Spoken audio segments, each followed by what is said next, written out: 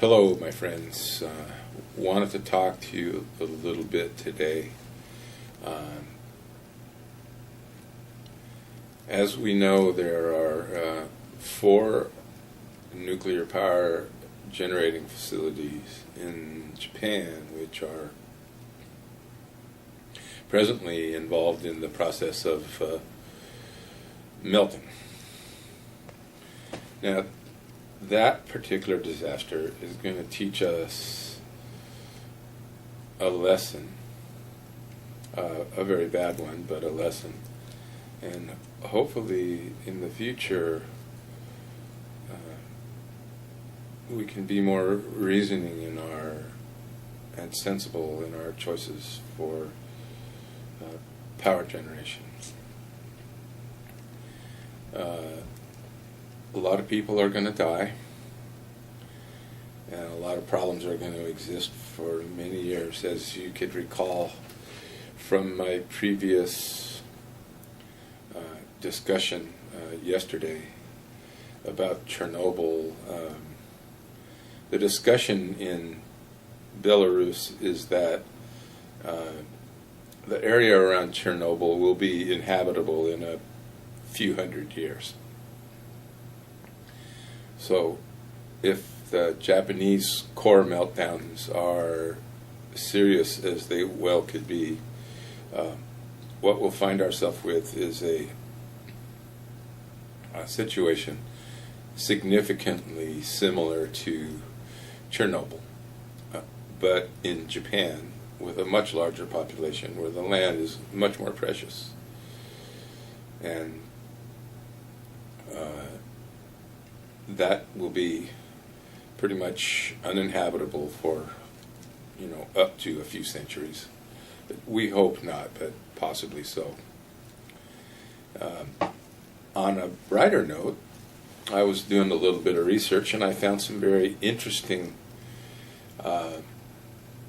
discussion about alternate energy resources. Now, there's a lot of talk about solar and wind, and we're all hopefully pretty familiar with that. But the solar heating, which uses reflective mirrors and towers, along with sodium and potassium. The sodium and potassium is placed in tanks on top of the towers, and solar energy from the sun is focused on those towers, melting the sodium, causing it to become liquid at very high temperatures. This hot liquid sodium is then used to make water into steam. The nice thing about these plants is that they could be used when there's no sunlight, because you could store the heat. There's quite a bit of these facilities being built around the world, especially in countries like Spain, where they're building quite a lot of these things. So that's the positive note. The cautionary note is that we now must find a way to work together to make sure that nuclear energy is not in our future. Because one thing we know absolutely for sure is that there is no such thing as a safe nuclear plant design. An interesting note about the Fukushima Daiichi plant in Japan is that 35 years ago, a General Electric company engineer said he resigned over concerns about the safety of the nuclear reactor design, which was then proposed for the Fukushima Daiichi plant. A gentleman named Dale Bridenbaugh said the Mark I design had not yet been designed to withstand loads that could be expected in a large-scale accident. What he said was, at the time, I didn't think the utilities were taking things seriously enough. Bridenbaugh, now retired, said in a phone interview, I felt some of the plants should have been shut down while the analysis was completed. GE and the utilities did not agree, So I left. And what do we have? We now have proof that this engineer was correct, that the design of the Fukushima Daiichi nuclear plant was inadequate to withstand the forces experienced in a large-scale accident, which is exactly what Mr. Breidenbaugh said 35 years ago. I'm always interested to hear the papering over of the truth and the distortion of the information to try to give the indication to the public that nuclear radiation is no big deal. U.S. experts are reporting that